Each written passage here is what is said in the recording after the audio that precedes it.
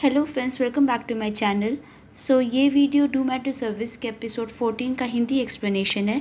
तो अगर आप इंटरेस्टेड है तो वीडियो को आगे तक देखते रहें। एपिसोड 14 के स्टार्टिंग में हम देखते हैं तक और म्योलमंग बाहर बैठे होते हैं जब तक उससे माफ़ी मांगती है। म्योलमंग भी उसे कहता है, माफ़ी किस लिए मांग रही हो? हमारी मेमोरीज भुलाने के लिए या इसलिए कि तुम फिर से मेरे इस हैंडसम चेहरे के प्यार में पड़ गई?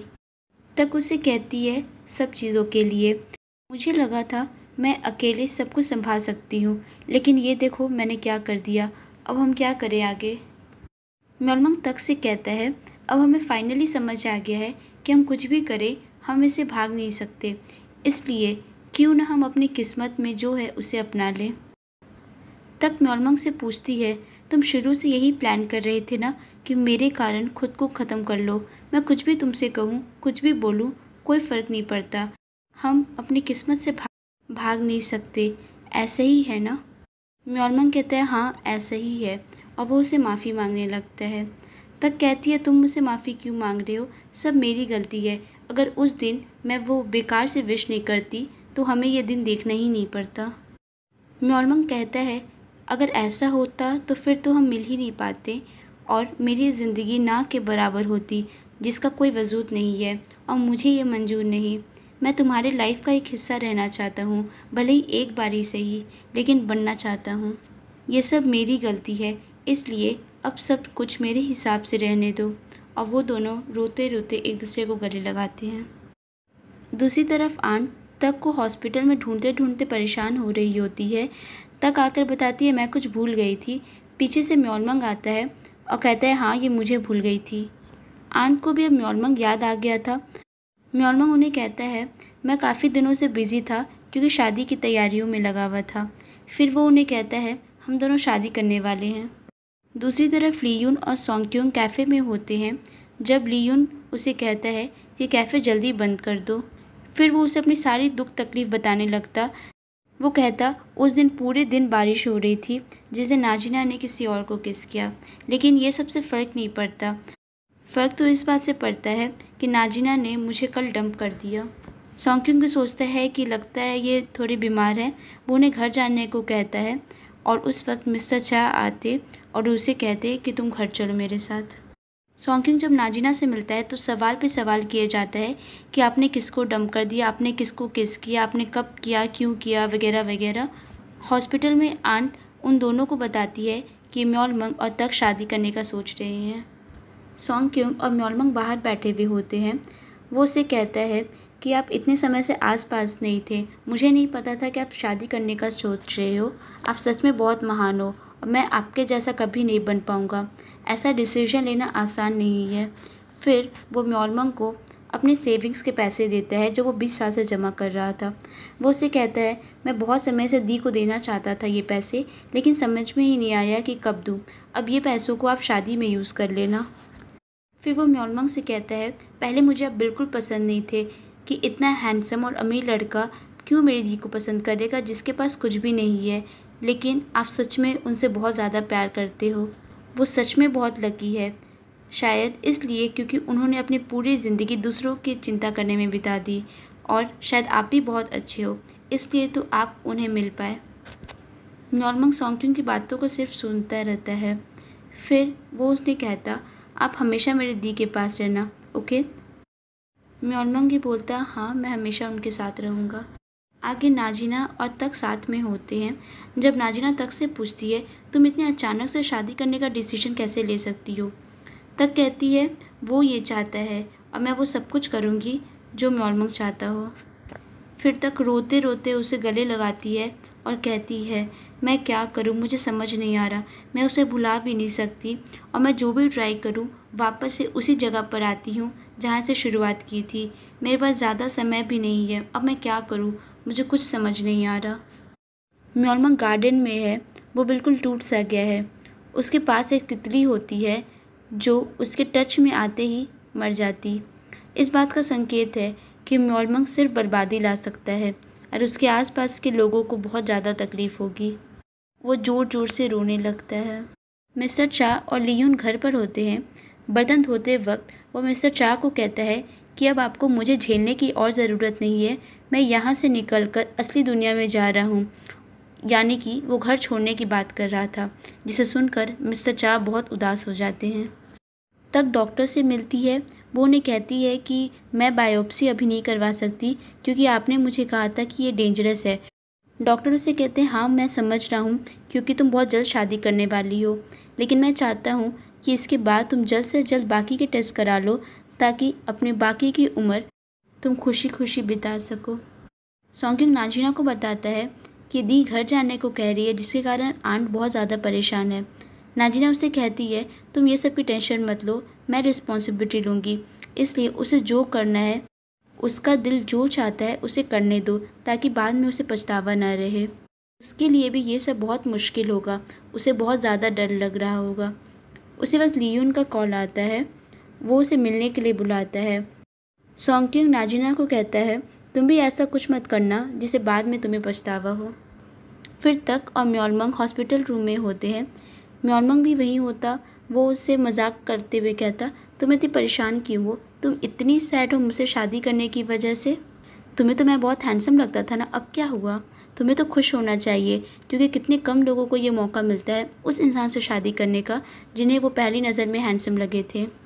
फिर वो तक को सॉन्ग के सेविंग्स वाले पैसे को दिखाता है। तक कुछ कहती नहीं है, बस वो उसे गले लगा लेती। लियून और नाजिना प्लेग्राउंड पर मिलते हैं। जब लियून नाजिना को अपनी साइड की स्टोरी बताता है, वो नाजिना से कहता है कि मैं तुमसे इतना प्यार करता था कि तुम्हारे सामने हमेशा कूल बनना चाहता था, बेचारा नहीं। जब मैं बाहर गया था तो चीज़ें मेरे लिए भी मुश्किल थी, मुझे वहाँ की भाषा समझ में नहीं आती थी, मैं ट्रेनिंग में पीछे था, लेकिन फिर भी जब तुम कॉल या मैसेज करती थी मैं उसे रिसीव नहीं करता था क्योंकि मैं रो पड़ता अगर मैं तुम्हारी आवाज़ सुनता। नाजिना उसे कहती है कि तुम्हें मुझे ये सब कुछ बताना चाहिए था। लियून वहाँ से उठकर जाता है और उससे कहता कि अब हम तब मिलेंगे जब तुम सच में मुझसे मिलना चाहती हो, ज़बरदस्ती नहीं। लियून नाजिना के साथ एक अच्छे टोन पे सब कुछ ख़त्म करना चाहता था। वो कैफ़े जाता है जब उसे मिस्टर चा दिखते हैं। उन्हें देखते ही वो टूट जाता है और कहता है, हमेशा नाजिना का ध्यान रखना, मैं पीछे नहीं हटा हूँ, इसलिए अगर तुमने ज़रा सी भी गलती की तो मैं तुम्हारी जगह लेने आ जाऊँगा। हॉस्पिटल में तक से मिलने डेटी आती है। डेटी उसे कहती है, मैं तुम्हारी हेल्प करना चाहती थी लेकिन ये देखो तुम तो और फीकी पड़ गई, और वो उसे माफ़ी मांगने लगती है। वो तक से कहती है, तुम अपनी किस्मत को एक्सेप्ट कर लो। तक उनसे फिर से एक हेल्प मांगती है लेकिन डेटी कहती है, अब मेरे हाथ में कुछ भी नहीं, क्या तुम इस दुनिया को ख़त्म करना चाहती हो? तक कहती है, हाँ मैं उसके लिए ये दुनिया ख़त्म कर सकती हूँ। जिस पर डेटी कहती है, नहीं तुम ऐसा नहीं करोगी, मुझे मालूम है, मैं तुम्हें जानती हूँ। डेटी तक को गले लगाते हुए कहती है, मेरी लाइफ बहुत बार ख़त्म हुई है, इसलिए मुझे सबसे अच्छे से मालूम है। लास्ट में सब कुछ एक्सेप्ट करने के अलावा हमारे पास कोई चारा नहीं होता। ये म्योलमंग का डिसीजन है, ये म्योलमंग के लिए हैप्पी एंडिंग है, इसलिए तुम उसके डिसीजन को एक्सेप्ट करो। तक उनसे कहती है, अगर हम दोनों ही खुश नहीं हैं तो ये हैप्पी एंडिंग कैसे हुई? डेटी तक को समझाती है, जब तुम लंबे समय तक जियोगी तब तुम्हें रियलाइज़ होगा ये सब कुछ हैप्पी एंडिंग है। अगर सब कुछ ख़त्म हो जाएगा तो कैसे मालूम चलेगा, इसलिए जियो। वो यही चाहता है तुम अपनी लाइफ खुशी से जियो। और ये कहते हुए वो तक के आंसुओं को पोंछती है। म्योलमंग एक ओल्ड लेडी से मिलता है। उस लेडी का आज लास्ट डे था। वो जाते वक्त म्योलमंग को अपने सारे गुलाब के फूल देती है और वो गुलाब के फूल ले जाकर वो तक को देता और फिर उसे शादी के लिए प्रपोज़ करता है। तक म्योलमंग से कहती है, ये सब तो हम लोगों ने हॉस्पिटल से डिस्चार्ज करने के लिए कहा था, तुम्हें सच में फ्लावर लाने की ज़रूरत नहीं थी। जिसे म्योलमंग कहता, किसने कहा कि हम सब मजाक कर रहे थे, मैं सच में तुमसे शादी करना चाहता हूँ। तक म्योलमंग से कहती, तुम हमेशा ऐसे ही मेरे साथ रहना, कभी मुझसे अलग मत होना, ज़िंदगी भर। अब वो दोनों एक दूसरे को गले लगाते हैं। म्योलमंग और तक बाहर एक पेड़ को देखते हैं जिस पे म्योलमंग कहता है कि शायद अभी इसका लास्ट डे नहीं आया है, इसमें फिर से फूल आ सकते हैं। तक कहती है, हाँ, और हम दोनों साथ में इसे फिर से देखने आएंगे, ठीक है। म्योलमंग और तक साथ में ग्रॉसरी शॉपिंग करते हैं, डिनर करते, टीवी देखते, एंजॉय करते हैं बाकी कपल्स की तरह एक नॉर्मल ज़िंदगी और टाइम साथ में स्पेंड करते हैं। तक सोचती है जब तुम चले जाओगे तो फिर से स्प्रिंग आएगी, फिर से सुबह आएगी, तुम्हारी लाइफ ख़त्म होने के बाद मेरी ज़िंदगी शुरू होगी। वो दोनों साथ में हर वक्त रहते हैं, सोते हैं। तक सोचती है तुम हमेशा मुझे याद आओगे, क्या मैं तुम्हारे बिना ये सब कुछ बर्दाश्त कर पाऊँगी। अब तक की ज़िंदगी का आखिरी दिन था, डे 1, जब तक सबको अपने गिफ्ट देती है जो उनके लिए ख़रीदी थी और साथ में एक नोट सबको भेजती है। वो नाजिना को फाउंटेन पेन देती है, सौंक्यों को उसके शूज़ देती और मासी को उनका बैग। वो उन्हें नोट पे कहती है कि आप सबके प्यार को मैं खोना नहीं चाहती हूँ। तक अपने मम्मी पापा की फ्यूनरल में आती है। वो बहुत रोती है क्योंकि वो कुछ भी करे, कुछ भी चूज़ करे, उसे दर्द होगा, इसलिए उसे बहुत ज़्यादा डर लग रहा है। म्योलमंग बाहर तक का वेट कर रहा होता है। जब उसे पूछती है कि तुम मेरा पीछा कर रहे थे क्या, तो म्योलमंग कहता है हाँ, जब से तुमने जन्म लिया है तब से मैं तुम्हारा पीछा कर रहा हूँ, क्योंकि मैं तुम्हें पसंद करता हूँ और मैं नहीं चाहता कि एक भी मोमेंट मैं तुम्हारे बिना मिस करूँ। म्योलमंग तक को लाइब्रेरी लेकर आता है। वो उसे कहता है जो शब्द हम यूज़ नहीं करते वो भी गायब होने लगती है, लेकिन कुछ शब्द हैं जो कभी गायब नहीं होती, जैसे तुम्हारा नाम दोंगक्योंग, जिसका मतलब है तारीफ़, ये कभी गायब नहीं होगी। तक कहती और इंसान, तो म्योलमंग कहता है हाँ, वो भी उनमें से एक है जो कभी गायब नहीं होगी। नींद में तक म्योलमंग से कहती है तुम हमेशा मेरे साथ रहना, कभी अचानक से गायब मत होना। उस वक्त म्योलमंग डेटी से मिलने बाहर निकलता है। म्योलमंग डेटी को कहता है मैं आपको बाय बोलने आया था। डेटी बोलती है कि अगर वो दुनिया की बर्बादी मांग भी ले तो ये ज़रूरी तो नहीं कि दुनिया सच में ख़त्म हो जाएगी, क्यों ना एक चांस लिया जाए। जिस पे म्योलमंग कहता नहीं, मैं श्योर होना चाहता हूँ, मैं कोई चांसेस नहीं लेना चाहता, मैं उसकी ज़िंदगी और इस दुनिया को बचाना चाहता हूँ। डेटी म्योलमंग से कहती है लेकिन मैं इस इंसानी शरीर को पसंद करने लगी हूँ, मुझे थोड़ी समय और इस शरीर में रहने का मन है और मैं बहुत कुछ और देखना चाहती हूँ। म्योलमंग उससे पूछता है ऐसा पहली बार है ना कि तुम और जीना चाहती हो। डेटी कहती है हाँ, मैं बहुत खुश हूँ, मैं बहुत कुछ देखना चाहती हूँ, जैसे कि फ्लावर्स, मैं बहुत सारे फ्लावर्स को देखना चाहती हूँ, हर जगह लहराते हुए मैं उन फूलों को देखना चाहती हूँ। म्योलमंग को पास न देखकर तक बहुत ज़्यादा परेशान होती है। म्योलमंग उस वक्त उसे आता है, उसे परेशान देखकर वो उसे गले लगाता है। तक कहती है अब समय नहीं है मेरे पास, इसलिए कुछ करो जिससे मैं किसी से प्यार ना करूँ, यही मेरी विश है। म्योलमंग कहता है कि मैं ऐसी विश को पूरी नहीं कर सकता। तक म्योलमंग को रोते रोते कहती है मैं ऐसी लाइफ नहीं जी सकती, इस लाइफ का कोई मतलब ही नहीं है। म्योलमंग कहता है लेकिन मेरे लिए है, जब तुम चली जाओगी, जिनसे तुम प्यार करती हो वो सब चले जाएंगे, तो मेरी ज़िंदगी वापस से खालीपन में बीतेगी, मैं वापस से उस ज़िंदगी में नहीं जी पाऊँगा। तुम इंसान हो, तुम फिर से प्यार कर सकती हो, तुम ये सब से उभर पाओगी, लेकिन मैं नहीं। मैं खाता पीता नहीं हूँ, सोता नहीं हूँ, प्यार में नहीं पड़ सकता, इसलिए मेरे लिए ये सब चीज़ें बहुत ज़्यादा मुश्किल है। और वो दोनों बहुत ज़्यादा रोने लगते हैं। बाद में तक म्योलमंग से कहती है मैं एक विश मांगना चाहती हूँ, मैं सच में एक विश मांगना चाहती हूँ। वो उसे कहती है तुम मुझे अपने साथ अपनी दुनिया में ले चलो, चाहे वो सपना ही क्यों ना हो, लेकिन मुझे अपने आखिरी दिन तुम्हारे साथ रहना है, मेरी ये विश को तुम ज़रूर पूरी करो। म्योलमंग तक को अपनी दुनिया में लेकर आता है जहाँ कुछ भी नहीं होता, सब शांत है, बंजर है। वो तक से कहता है यहाँ मेरा कोई अस्तित्व नहीं है, इसलिए ऐसी ज़िंदगी ही बेकार है जिसमें तुम हो ही ना। तक को म्योलमंग के लिए बहुत बुरा लगता है। वो उसे कहती है तुम सच में बहुत ज़्यादा अकेले हो। फिर तक म्योलमंग को चर्च लेकर आती है। म्योलमंग उससे पूछता है कि यहाँ क्यों आए हैं हम। तक कहती है प्रार्थना करने के लिए। जैसे म्योलमंग कहता यहाँ कोई भगवान नहीं, क्योंकि यहाँ कोई इंसान नहीं रहता। तक कहती लेकिन मैं अभी यहाँ पर हूँ, और वो प्रार्थना करने लगती। म्योलमंग भी उसे देखकर प्रे करना स्टार्ट कर देता।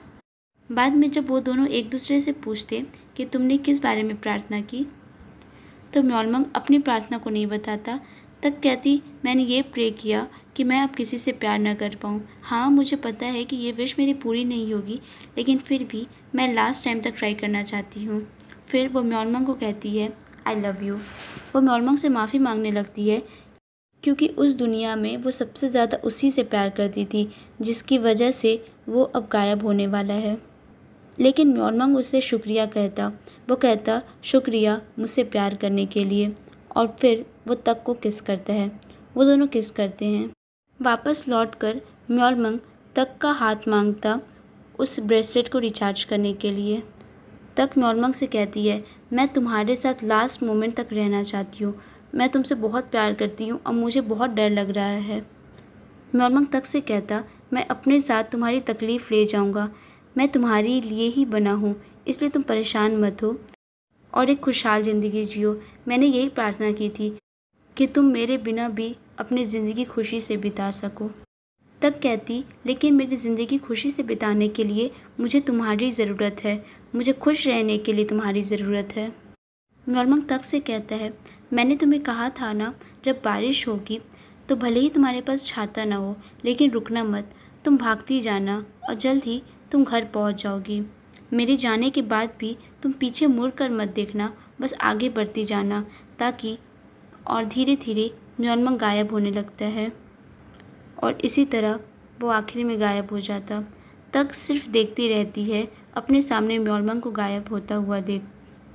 वो रोने के अलावा और कुछ नहीं कर सकती और उसी वक्त बारिश होना शुरू हो जाती है। और इसके साथ ही एपिसोड 14 यहीं पे ख़त्म होती है।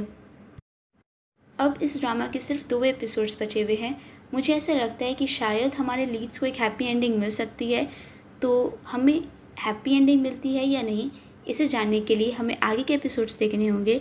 तो अगर आपको वीडियो अच्छी लगी तो मेरे चैनल को प्लीज़ सब्सक्राइब कर लीजिए। वीडियो को ज़रूर लाइक कीजिए, अपने दोस्तों के साथ शेयर कीजिए और ऐसे ही और ड्रामा के एक्सप्लेनेशन के लिए नोटिफिकेशन बेल को ज़रूर दबाएं। चलिए मिलते हैं अगले एपिसोड्स के साथ। तब तक के लिए bye bye, stay safe and thank you.